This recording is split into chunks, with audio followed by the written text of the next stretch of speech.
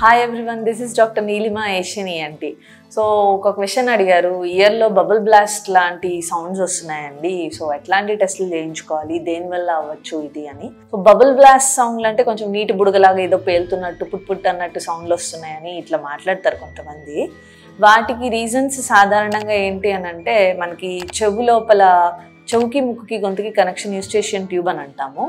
దాని ఓపెనింగ్ కనుక క్లోజ్ అయినప్పుడు కొంచెం ఇయర్లో ప్రెషర్ వేరియేషన్స్ వల్ల ఇట్లాంటి సౌండ్స్ అన్నవి రావచ్చు.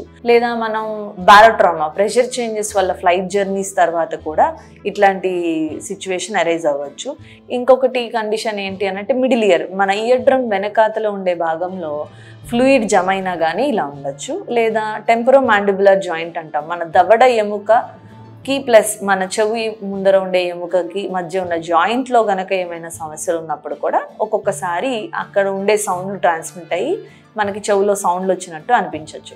కొన్నిసార్లు మన చెవులో వ్యాక్స్ ఏదైతే ఉంటుందో గులుము అంటాము, అది ఫ్రీ అయిపోయి అది కదులుతూ కూడా సౌండ్ వచ్చినట్టు అలా అనిపించవచ్చు. రేర్ సిచ్యువేషన్స్లో ఇన్నర్ ఇయర్ ప్రాబ్లమ్స్లో కూడా ఇలాంటి సౌండ్స్ అన్నవి రావచ్చు. సో వీటికి ఎటువంటి టెస్ట్లు చేయాలి అని అంటే, ఫస్ట్ ఒటోస్కోపిక్ ఎగ్జామినేషన్, అసలు మనం ఇయర్ డ్రమ్ స్టేటస్ ఎట్లా ఉంది అని చూసుకోవడం. తర్వాత ఆడియాలజీ టెస్ట్లో మిడిల్ ఇయర్ ప్రెషర్స్ ఎట్లా ఉన్నాయి, మిడిల్ ఇయర్లో ఏమైనా ఫ్లూయిడ్ ఏమన్నా ఉందా అన్న విషయం. నెక్స్ట్ వినికిడి శక్తి ఎట్లా ఉంది. ఇంకా ఈ ఫైండింగ్స్ని బట్టి, ఇఫ్ నీడ్ని బట్టి మనం ఏంటంటే సిటీ టెంపోరల్ బోన్ కూడా చేయించుకోవాల్సి ఉంటుంది.